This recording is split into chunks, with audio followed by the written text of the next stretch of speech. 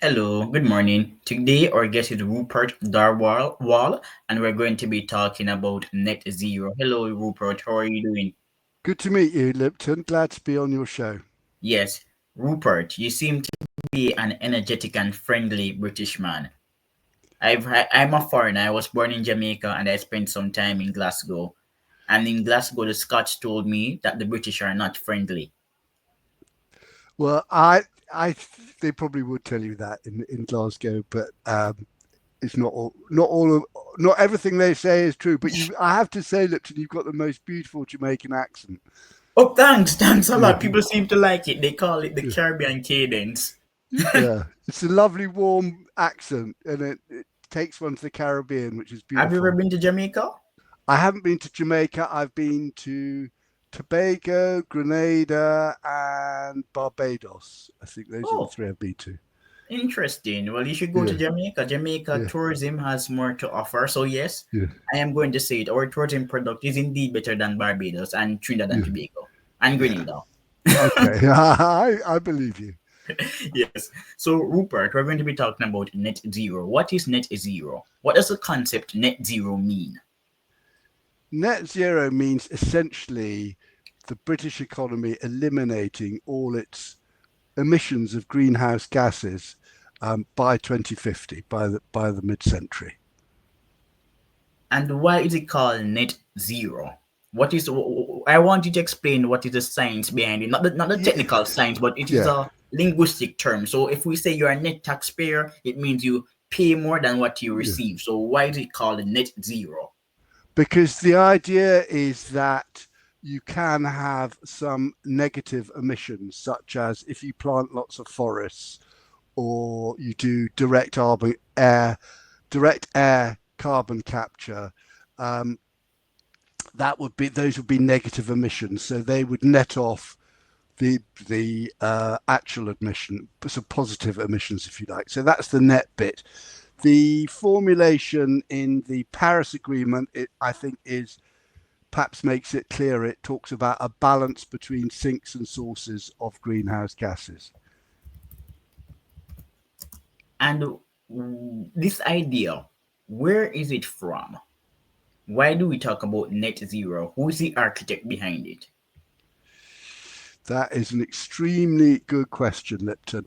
So initially, there were greenhouse gas reduction targets, and they would be 60% off 1990 levels by, say, 2030 or 2050.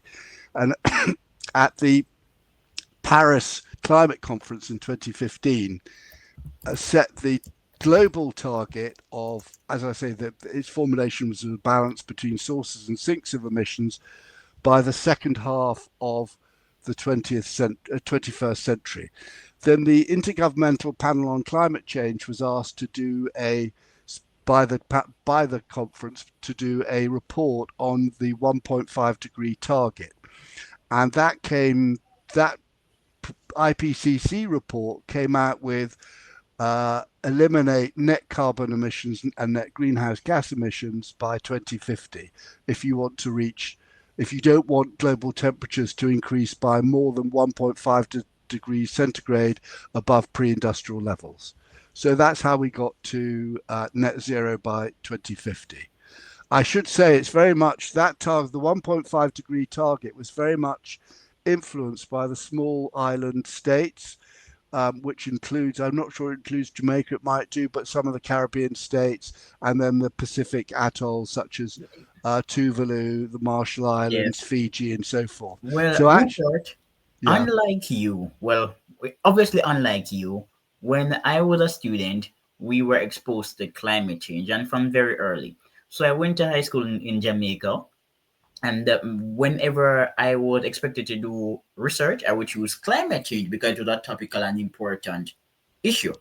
So I chose climate change and I did some presentations on climate change, and that's how I discovered Tuvalu. But with intelligence and maturity, you recognize that the climate is always changing, with or yes, without us, the climate will change. And because the climate is changing, we will have to upgrade some of our arguments. So, for example, in the Caribbean, especially where I'm from in Jamaica, The risk is not really hurricane, it's not really the hurricane anymore, but droughts. If the Yes, climate is changing, it can go either way. You can get more droughts or more hurricanes. yes. So if you read um, Charles Darwin's Voyage of the Beagle, which I would really strongly, anyone listening to this should do that, because it's one of the most remarkable books ever written by a great scientist. And you are in the company of a very great mind. And instead of writing in mathematical formulae, he's writing in English. It's a fantastic book. Anyhow, he when he was in the Pacific Ocean on the HMS Beagle, and he saw these coral atolls, he asked himself how are coral atolls formed, and he hypothesized that they're formed by the slow subsidence of the ocean bed, which makes sense because as an atoll sinks, the coral builds up more and more towards the surface, and that's how coral atolls grow. And actually, has been um, subsequently scientists have shown that Darwin was absolutely right. That's how coral atolls are formed. So the idea that small island states such as Tuvalu and the other atolls in the Pacific and Indian Oceans are threatened by rising sea levels and by climate change is actually something of a myth. It's actually anti scientific, which is an irony in all this. Because, and the other irony, Lipton, is that because the small island states say, "Oh, we're in the forefront of climate changes." Darwin demonstrated that's not the case with to do with sea level rise, but actually, in terms of temperature rises, temperatures tend to increase far more over land masses than they do over sea. So actually, the the effect of climate change is probably milder for small island states than it is for large land masses. But that that I ironies abound in climate change. Islands are expanding despite climate change. I've read the science. Too many people comment on climate change without doing any research. So some time ago you wrote an article, and the article is titled "The Folly of Climate Leadership: Net Zero and Britain's Disastrous Energy Policies." I read the article. I read all of it, all 76 pages. You Yes, had references. Before yes, you comment on any issue, you must do your reading. yes. That's a very good point, Lipton. As you might have gathered, that took quite a lot of reading Yes, to assemble that, and reading quite a few government documents and going through statistics and lots of numbers there. So yes, I quite agree that that's very important. And what I wanted to do was distill what I'd read into something that other people, and I'm absolutely thrilled you've read it. yes, Other people can read, and therefore they don't have to do all the reading that I've done. I mean, that's exactly. my job, so that you can then read it. And there is all, and we also need to get people to understand the notion of a greenhouse gas effect. What is that? Because again, people talk about climate change, and you say to them, "What is the greenhouse gas effect?" And they say they don't know. They're not sure.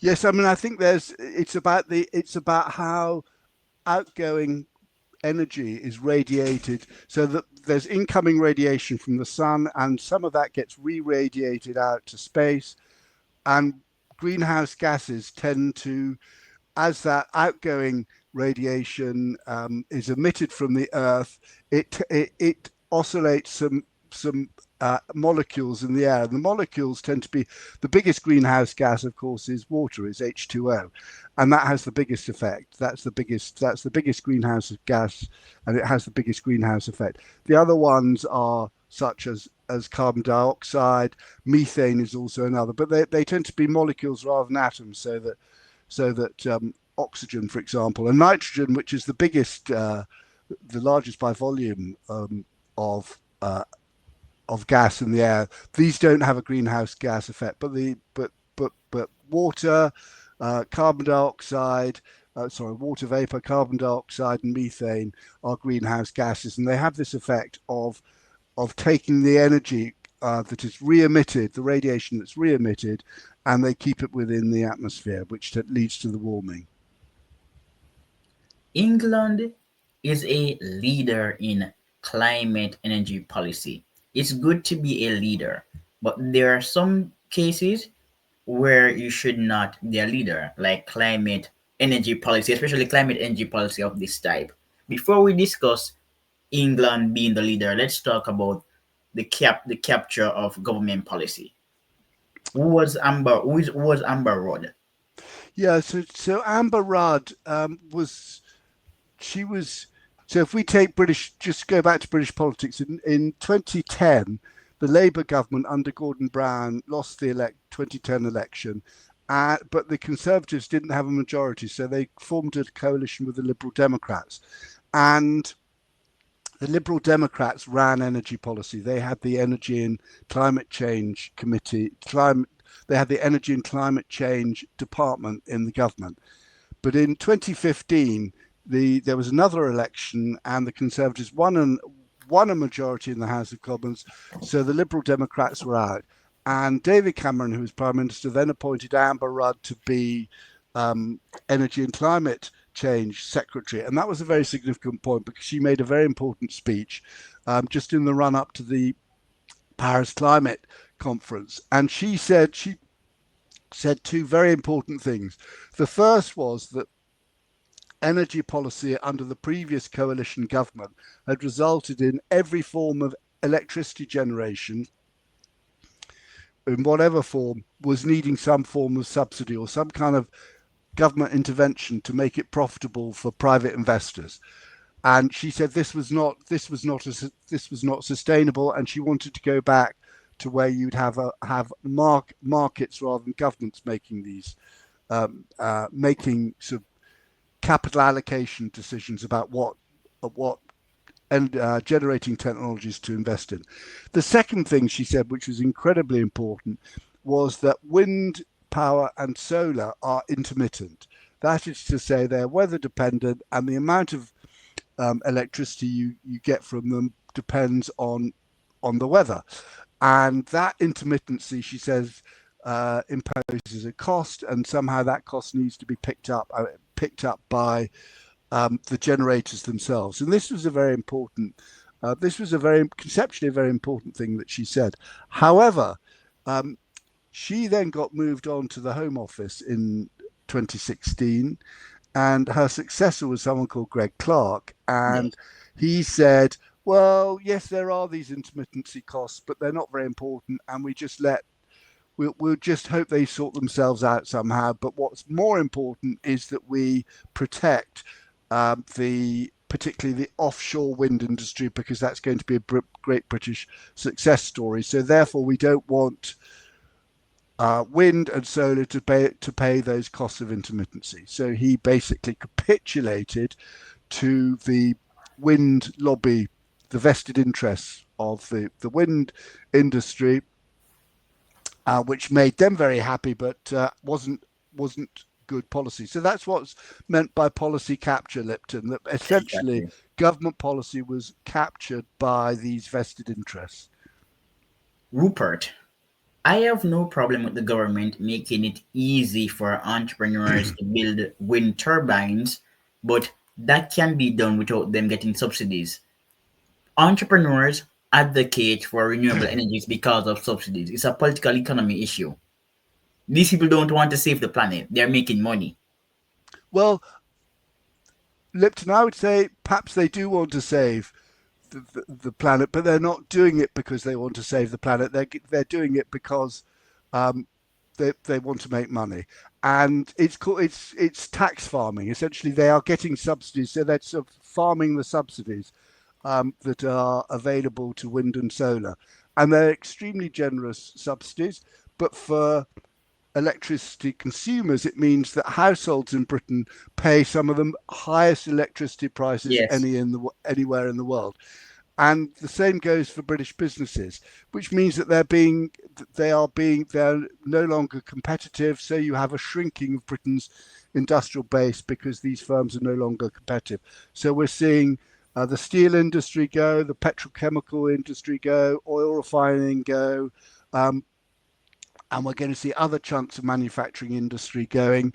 The car industry is looking in a very bad state, partly because of mandates forcing them to sell more EVs, more electric vehicles.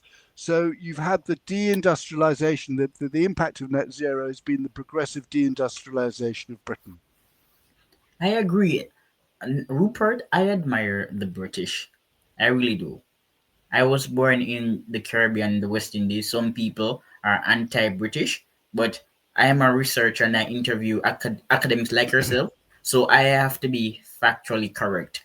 And no country is worse off today because it was colonized by England. The British were the best colonizers by every metric: property rights, environmental security, economic growth, scholastic performance, and democracy. Yeah, By every metric. I think that's when I first went to Tobago, and I met a woman who'd been deputy governor, I think, of the Central Bank of Tobago, and I just marvelled. Here are these democracies in the Caribbean, and as you say, that is they are democracies because they were colonized by the British, and they wouldn't be democracies otherwise. So Yeah. yes, I think you're absolutely right, and that is a legacy of the British Empire is democracy, and as you say, the rule of law, and the rule of law and property rights are absolutely essential to prosperity and to economic growth and to rising living standards. That's absolutely right. But I just cannot appreciate why would the British people systematically choose to destroy their economy. For example, North Sea oil. Why is that avoided? Because, in two words, green ideology. Um, I think one of the things that people don't understand is the power of ideology. And often they say about the West, oh, the West is in this it's neoliberal ideology. Well, if that was true, say in the 1980s and 1990s, it's no longer the case. And the dominant ideology is environmentalism. And you see it not just in Britain, but you see Europe in particular, Britain and Europe going to Africa, going to the nations in the Caribbean and saying, oh, you aren't allowed to develop using fossil fuels. You've got to have green energy. You're going to skip this phase of your development because um, green energy, wind and solar are like mobile phones. You just don't need the fixed line infrastructure anymore. And of course, that's completely untrue because a mobile phone does everything a fixed line phone does. But you can also take it with you, put it in your pocket, and take it with you. However, wind and solar are inferior to what went before because they are intermittent, and you cannot run a electricity network, a grid. You can't power the grid solely on intermittent sources because you'd have blackouts the whole time, as we saw indeed in the Iberian Peninsula a couple of What 2 or 3 happened in months ago. Spain? What exactly happened in Exactly, Spain? exactly, because they were moving to a very high proportion of wind and solar on their grid. And the problem you have with wind and solar is twofold. First of all, you've got this varying. It's very difficult to control the amount of electricity going into the grid with wind and solar because as I say, it's varying the whole time with the weather. And secondly, a grid needs a very stable. You've got to keep the frequency of the voltage of the current within very tight limits.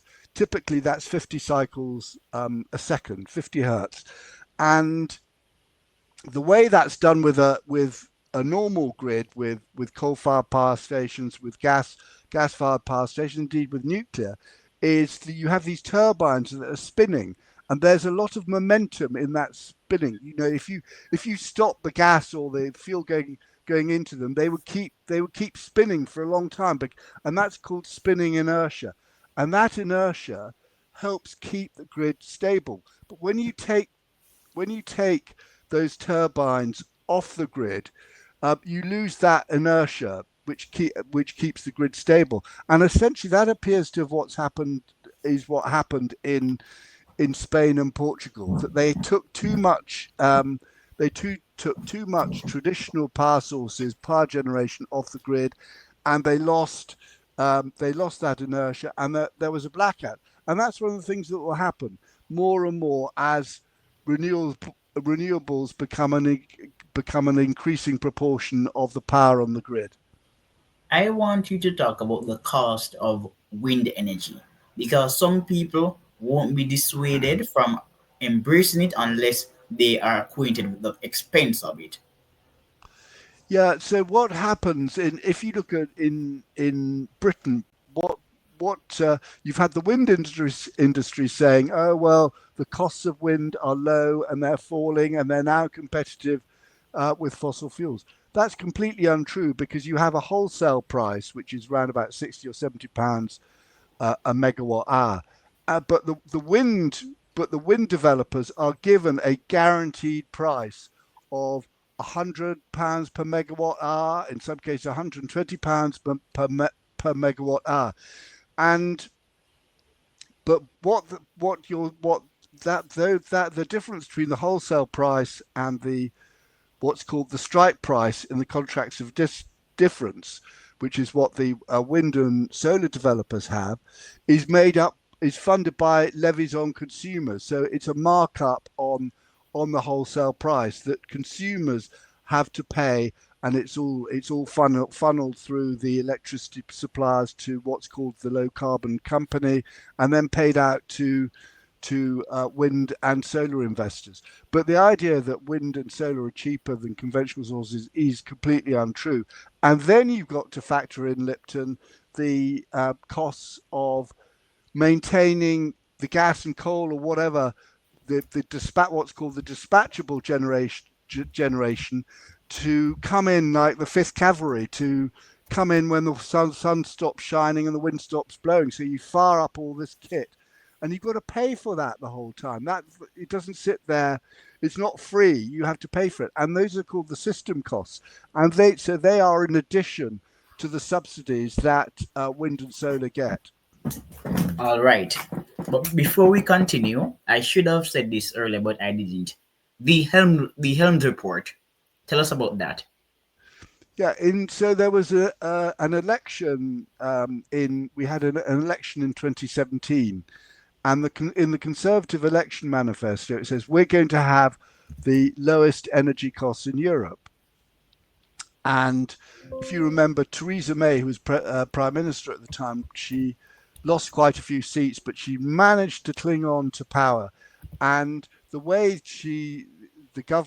her government discharged that, they said, well, we're going to hire the best person we can to look at the cost of energy. So the person they chose was Dieter Helm, who's a very well-known energy economist. He's based in Oxford, got a terrific reputation, and he wrote this low cost of energy review. And it's a remarkable document because for any government to have produced, because it's extremely critical of government policy and saying basically what governments have been doing has been a complete mess, and that there's been over subsidization of renewables. And he pointed to the problem caused by the intermittency of renewables, and he had an answer to that.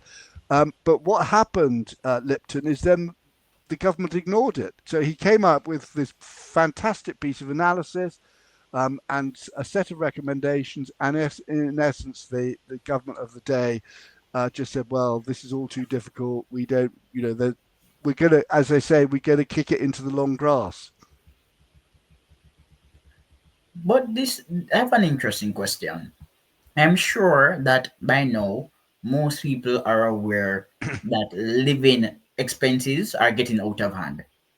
So if this is an awareness, why are political elites so reluctant to deviate from the net zero nonsense? Lipton, that is the $1 billion question. I think you've asked there. Why are the political elites so uh, so indifferent to the cost that their net zero policies are imposing on the community? And I think what they've what they need for that to happen is there to be agreement between all the major political parties, and that was the case. So when net zero was voted on in the House of Commons, or sorry, when the Climate Change Act was voted in the House of Commons in 2008, only 5 MPs voted against it. all the rest of them voted in favour of the Climate Change Act. And similarly, when net zero was debated in the House of Commons, it was a 90-minute debate in the House of Commons, and there wasn't even a vote.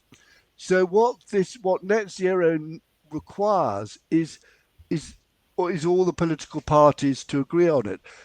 But the problem with that is when you've got a new entrant party like Nigel Farage and Reform UK, and they're saying, well, we're against net zero because of the reasons we're discussing, and then the traditional parties that they have a fit and they say, well, what do we do? Ed Miliband says you're playing politics with the climate. Kemi Badenoch for the Conservatives says, well, there's not a plan for net zero, so we're not really sure we're supporting this any longer. And suddenly there's a debate. So we're actually in that phase now of there being a debate, and the issue is far more open than it has been for many years. I speak to people from the UK, and they say, oh, 10, 20 years ago things were different. Now everything is so expensive. And I'm like, well, it's because of your government. If your government was not as invested in climate hysteria, you wouldn't be making this complaint. There is a lot of there's a lot of truth in that. So since 2008, the productivity of the British economy hasn't improved. It's basically been flat since 2008.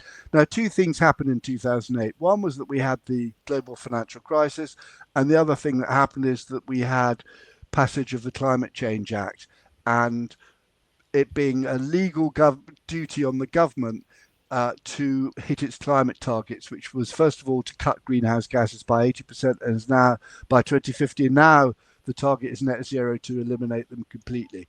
And it's difficult to say the contribution of the financial crisis and net zero to Britain's the very poor performance of the British economy since 2008, and both are factors. But my belief is that net zero has been of increasing importance in degrading the productivity and the efficiency of the British economy, which is why living standards really haven't risen. So that's why British people are feeling quite poor, they're quite miserable, and increasingly they're angry. They're angry at their politicians for it. Nothing seems to be working anymore. Their lives aren't getting better. Every 6 months their electricity prices go up, and so they're miserable. They're discontent. Keir Starmer won the election last year with a thumping majority. He's now the most. I think he's the most unpopular prime minister there's been. So this is a policy that just grinds and destroys the reputation of politicians who are responsible for it. Exactly. Keir Starmer is choosing to be unpopular. He made that choice. I think he made that choice because for two reasons. He felt he didn't have a choice, and secondly, I don't think I'm going to be quite. The guy he's a lawyer. He has absolutely no understanding of economics, no interest in economics. He's never had an economic thought in his head, and he simply doesn't understand. He's not skeptical of what he's being told, that net zero is the growth opportunity of the century. He just buys it. And so this is part of the policy capture, when you have politicians who don't have the brain power or the curiosity or the instinct to challenge what they're being told. And that's one of the key attributes of a successful politician, is the ability to challenge and say, well, I'm not sure, let's test what you're telling me. Does this make sense? That is absolutely key quality in a successful leader. I think the problem is that too many politicians in the UK have no shame.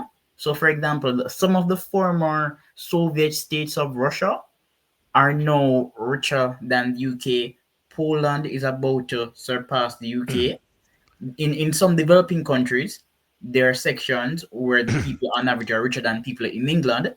So politicians in the UK have no shame. If they did, they wouldn't be talking about net zero. They would try to restore the glory of empire, which I think they should.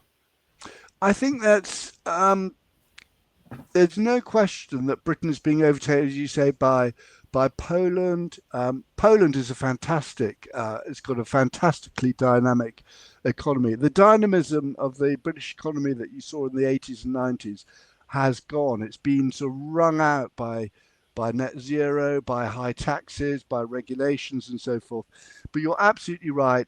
This is a problem that is being manufactured by politicians, and it's a problem that can only be undone by politicians who saying, well, actually, restoring economic vibrancy, economic growth is our absolute number one priority. Exactly. So we're going to get a bit technical now because people, when they listen to this show, they should learn what is levelized cost of energy. Yeah, you've got to be really careful with levelized costs. So this is a metric that is used to compare various generating technologies. The problem with it is it's not when you're looking at it. It works when you're comparing so-called dispatchable generation like coal, gas, nuclear, hydro. Those are forms of generation that can respond to demand. They're demand responsive. You can turn them up or down. But when it comes to wind and solar, they are not demand responsive. They just respond to the weather. So you can't compare the levelized cost, the costs of wind and solar with these dispatchable because it doesn't produce simply doesn't produce not doesn't necessarily produce electricity when you need it. And the thing about electricity that once you understand this fact about electricity, it makes things a lot simpler, which is that electricity has to be produced the instant it's consumed, and vice versa. You can't. So to all intents and purposes, production and consumption are instantaneous. You can't store electricity. You can't store. You can store. There are lots of things you can store. You can store.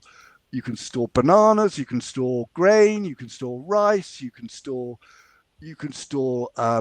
jet aviation fuel, you can store coal, but you cannot store electricity. And this is what makes it almost unique amongst, if you like, commodities, because in a way it's a commodity. An electron is an electron, so, but it's this feature that it is produced the moment it's consumed the moment it's produced, means that it is unlike any other market. Yes, and not only is it unlike any other market, without a reliable source of energy, economic growth will phase out. Yeah, I think That the has been the historical yeah, pattern. yeah, that's absolutely right, Lipton. The When you look at the difference in the developed world between the 19th century and the 20th century, the biggest single change is electricity.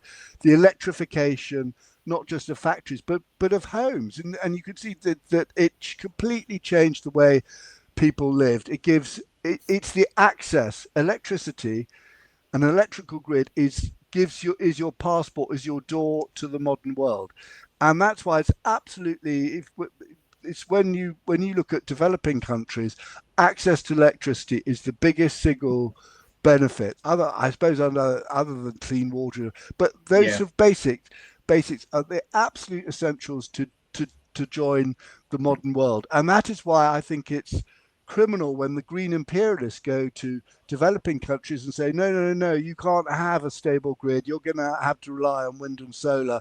And here are some extremely expensive batteries, and just get on with it. I mean, I think it's thoroughly immoral. It's a form of green neo-imperialism that is keeping countries poor rather than letting them develop and finding their path to prosperity. In the ancient Greek world, in medieval Europe, whenever the source of energy is not reliable, economic growth will peter out. There's this economist, his name is George Tridemas. I interviewed him a Right? few years ago, and he has a paper on economic growth in Greece and why it petered out. And this is classical Greece, not contemporary Yes. Greece. So without access to adequate sources of energy, economic growth will peter out. So in Jamaica, the cost of energy is prohibitive. It is prohibitive. We have a renewable energy policy, and there is devotion to renewable energy, and you are accusing rich countries of perpetuating eco imperialism, and I agree. I have an article on that subject. But I will also say that the issue is not only the imperialist agenda of developed countries, but also the naivety of developing countries. Because, if, as we said earlier, politicians should be skeptical and intelligent. If you are an intelligent politician, you must engage in a CBA, cost benefit analysis. You Yes, cannot yes, simply follow a policy because it's being promoted by multilateral organizations and rich countries like America and the UK. There's this idea we need to gut completely from our brain the right side of history. You don't want to be on the right side of history. You want to be on the side of logic and reason. oh, Lipton, I love what you're saying, and you're Yes, absolutely right. you can. You're, And what I don't want to cut you, yeah, but what I find strange about the developing world is that so many of these politicians, they like to talk about decolonialism, but their policies are quite colonial. European countries are still the first movers. Europeans talk about green energy and they export that model to the rest of the world. And developing countries don't say, this model is inappropriate based on our context. They follow it because they want to be on the right side of history, or they will say, well thinking people believe in green growth, which is really a misnomer. It means yeah, nothing. So, yeah, developing countries are headed by people who are still colonial in their mindset. They're colonial because they take their cues from rich white countries. Yet they say, oh, we want to become a republic. If you are a republic, that's a form of colonialism because the Republican system is a European system. The best republics are all in Europe. The Romans, they built a republic. If you want to become a republic, that's not decolonialism. yeah. You're Lipton. That's so finely and wonderfully put. I think it is. It is. You're absolutely right. It is a colonial mindset to follow what the Europeans are doing mindlessly and thoughtlessly. I think it doesn't help that, as you mentioned, the multilateral institutions like the World Bank and so forth have these very, very uh, hard policies against investing in fossil fuels and fossil fuel generation, and so you basically got to take the renewable route, and that does make it harder for particularly um, the poorer developing countries that rely on debt financing for that don't have their own financial systems or well developed financial systems and rely on external capital to fund their infrastructure. But I think fundamentally you're right. It's up to the leaders to see through this stuff and say, actually, this is a green scam. I mean, just look at these silly greens and the silly things that they say. Exactly. Degrowth. Again, degrowth is problematic because economic growth, that's the best predictor of social progress. And I know this because I follow the research of Stephen Broadberry and Land Pritchett. I haven't interviewed Stephen as it, but I interviewed Land. And as Land said in a recent paper, economic growth is enough and economic growth alone is enough. That's the best predictor of social progress, declining infant mortality rates, and higher literacy rates. Without growth, there can be no social progress. There is no poor country with high living standards. Yeah, that's very very well put. Yes, I mean, it's and important to remember about the Greens that in the 1970s they were all against growth. So there were limits to growth. There was a uh, Zach Goldsmith's uncle, Teddy Goldsmith, produced this blueprint for survival, and they were all about growth is going to cause the collapse of civilization and ecosystems. Therefore, we've got to have, as you've said, degrowth. And then the Greens realised that actually growth was important to people. They like rising living standards, more opportunities. So they came up with this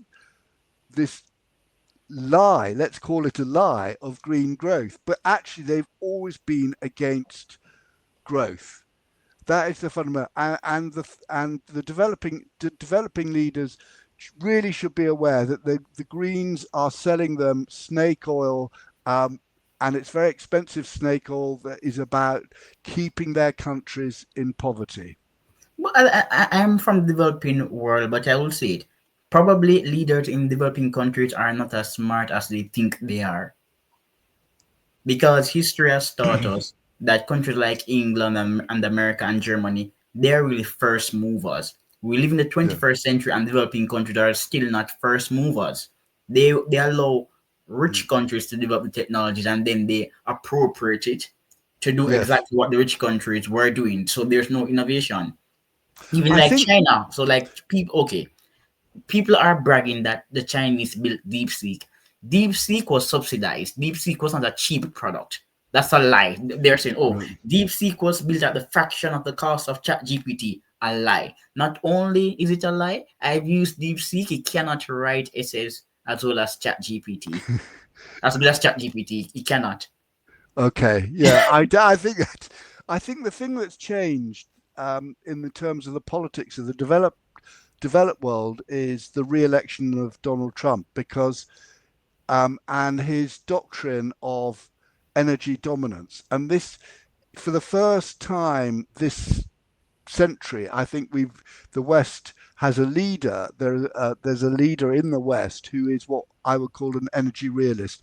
He really understands the connection energy, um, between energy, prosperity, and security. It completely gets it.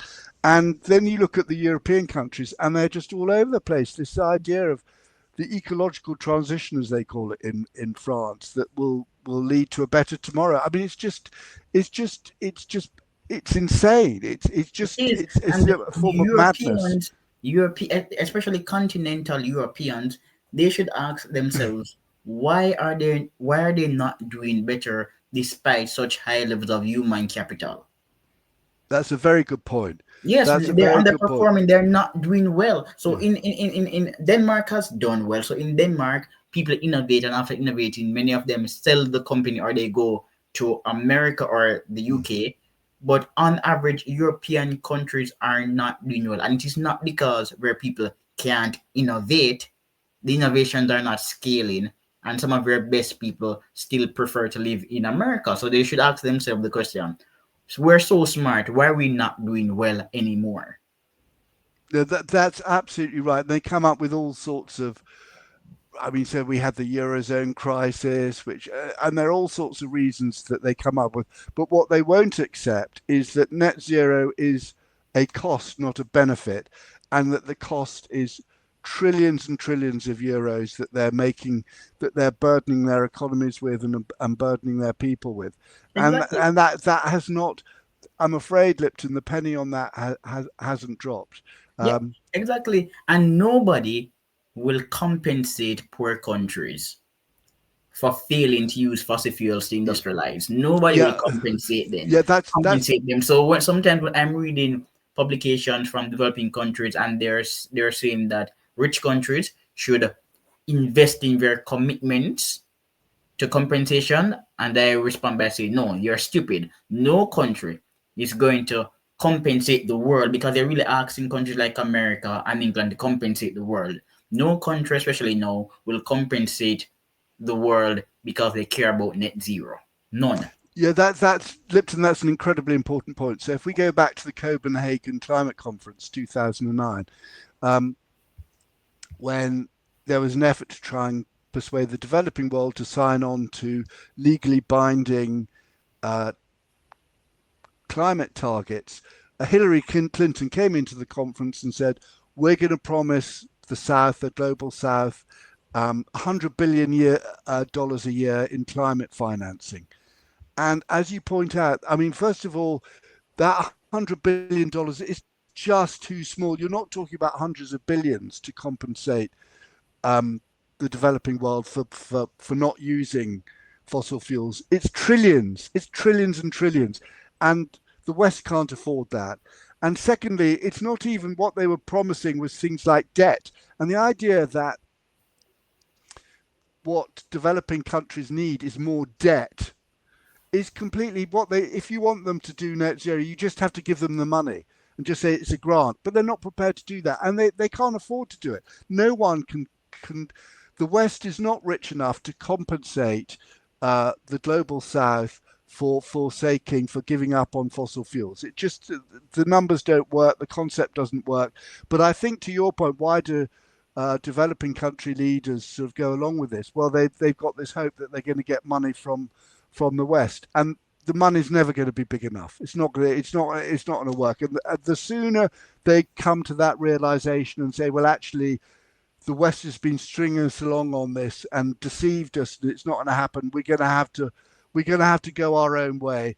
The sooner that they at that point Well, they're energy realists, and they can look at a prosperous future for their countries. Rupert, the British are known for being polite. So I would just say that you're being polite. I live in a developing country, so I'm going to say probably their leaders are not really smart. And I will say, look, I'm polite, but there's sometimes you need to be frank. I'm from Jamaica. Our economists and our entrepreneurs, they're below the economists and entrepreneurs in America and England. We don't have people on the level of Stephen Broadberry and Jeffrey Williamson in Jamaica. I'm just going to be honest. We don't even have people on the level like of yourself. I'm being real. No, but I am being real. These guys are not that smart. Well, Lee I Kuan Yew think was smart. Lee Kuan Yew Lee was Kuan smart. Yew. I think the other thing that why leaders of developing countries like these monetary flows is simply corruption. It encourages corruption, which is highly corrosive. Yeah, because I've often said, if you want to develop as a developing country, what should you do? Do what rich countries did. Technology transfer. That's how East Yeah, Asians were able to yeah, grow their economy. Their yeah, entrepreneurs licensed foreign technologies and created spin-off technologies. Jamaica was a colony of England. Instead of talking about reparation and aid, we should say, okay, there's you in Jamaica, you and Cambridge will have some AI partnership. There's no need to talk about aid and operation. We just need technology to flow from countries like UK to yeah, Jamaica. No need to yeah, talk about aid and operation because that's not how countries grow. yeah. That's very good. Yeah, yeah, Like the South Koreans are really smart. yeah. South Korea is And like what? South Korea, in 1945, South Korea was an incredibly poor country. It then had 3 years of devastating war from 1950 to 1953, and as you said, look at it now. So, and of Yeah, course, South Korea was also a colony of Japan's for a exactly. long time, Under Japan's rule. and they weren't very nice colonizers No, either. well, I'm happy that you said that. This economist, Anne Booth, she dispelled the argument that the Japanese were superior colonizers. She said, on average, the British did well and the Americans were particularly good in the Philippines, but that there's nothing really impressive about the Japanese when you analyze it over the long term. So, but today, there are too many academics who will say, South Korea is rich because of Japan. They're not going to say that Barbados has done well because of England, but the Japanese are okay. They were good colonizers, even though the literature has shown that they Yeah, were just average. yeah, yeah. Probably better than the Belgians, but about that. Well, you know, King Leopold was a bad manager, but the atrocities that occurred in Belgium during that time outraged people in Belgium. And Oh, is that right? the Belgians, they were really sorry. And that's why, as you know, that's why they appropriated the colony. Right. So, but Yeah, of and course. even under King Leopold's rule, where many Africans were lost their limbs, that policy was aggressively promoted because in the Congo, in the culture of the Congo, that was the norm to punish people by amputating their limbs. Right. I didn't I read a book Frederick Starr and I discovered that some time ago. That was the norm. So most of the people who were doing the amputations were natives, and they unfortunately they loved doing it. Oh God. Yeah, they would Right. brag about it because that was your culture to amputate your limbs if you Yeah. did not perform. Oh, Lipton, you mentioned a book earlier on. The first book you mentioned. I'd be really grateful if you. I can't remember what it was called, but I meant to pick you up on it and just said if you could let me know what the title and the author because it sounded really Okay, interesting. which one of the book? I I can't meant remember. I mean, when you go through the recording, you can perhaps pick it up. okay. But you've mentioned a number of authors that sound really, really Oh interesting. yeah, yeah, yeah. Well, the authors Yeah. I mentioned. Oh, George Tridemus. That's the one. Get the That's article. the Yeah, one. Yeah, yeah, he wrote an article. yeah. If you could send that to me or the link, Of that'd of be of absolutely terrific. yes, of course I will. But so we discussed the levelized cost of energy. Yeah, Now I want us to talk about fracking. fracking. That's a very good one because fracking was. Um, we took. I mentioned the financial crisis and how poorly the British economy has performed since 2008. The thing that brought the US powered the US. One of the things that powered the US economy out of the financial crisis was fracking. And within a very short period of time, fracking transformed America from being the world's largest importer of oil and gas into being the world's largest producer of fossil fuels. And it's an absolutely tremendous, it's a transformation of the American economy. It gave them access to, not only did it directly create a lot of jobs, directly create a lot of wealth, it also had downstream effects in terms of making their petrochemicals industry, manufacturing, and so forth far more competitive.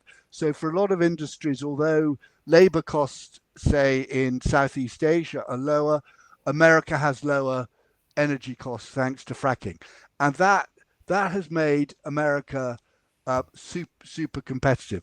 Now, in Britain, on the other hand, although we've got there's this geological formation called the Boland Shale, which runs uh, across the sort of just above the Midlands from the west coast to the east coast of England. It's a rich seam of shale.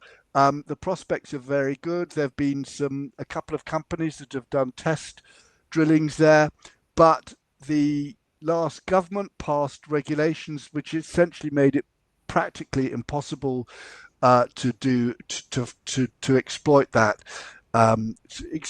shale gas. And so in 2019, Boris Johnson's government put a moratorium on fracking, and that moratorium is effectively permanent. And just recently, Ed Miliband, the Energy and Climate Secretary, actually he's now Energy Security and Net Zero Secretary, um, ordered Quadrilla, which is one of the companies that's got a frac pad there, to pour concrete down the well so it can never be used again. And this is a form of vandalism. It's It's Luddism. madness. It's madness. Absolutely insane. And it's just so instead of saying, well, Europe is having to, it used to have to, was relying on natural gas from Russia. We now have LNG, liquefied natural gas from Qatar and from the United States, but we've actually got access to our own, but we're not going to use it. And It's absolutely insane. that is why Donald Trump has so much leverage. Many Yeah, countries are going to become the slaves of Donald Trump simply because they refuse to invest in real energy. that's right. And also, I would also put it in this way that what we've seen with a revival of Russian imperialism in Eastern Europe is that Europe, which is absolutely, a lot of Europeans are scared witless by what Putin represents, but Europe cannot generate the resources to fund its rearmament and at the same time pursue net zero. You can't fight climate change and deter Vladimir Putin with an arms build-up. You've got a choice to make, and this is the hardest. This is the hardest thing for modern politicians to do. To say we have to make a choice.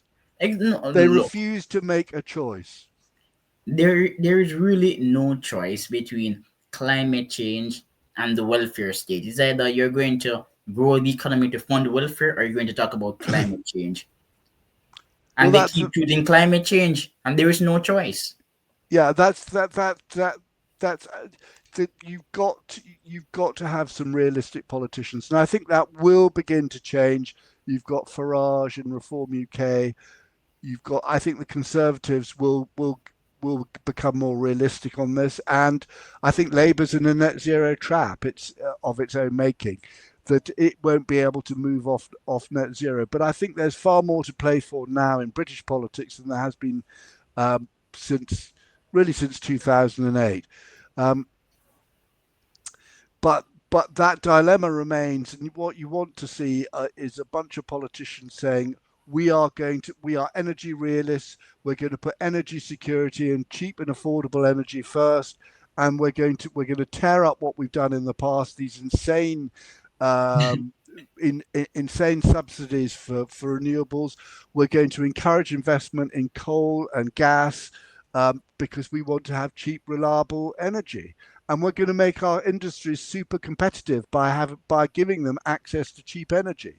Yes, and not only energy, we need to dismantle the entire climate change edifice. So recycling, that should be a choice. Nobody should be forced to recycle.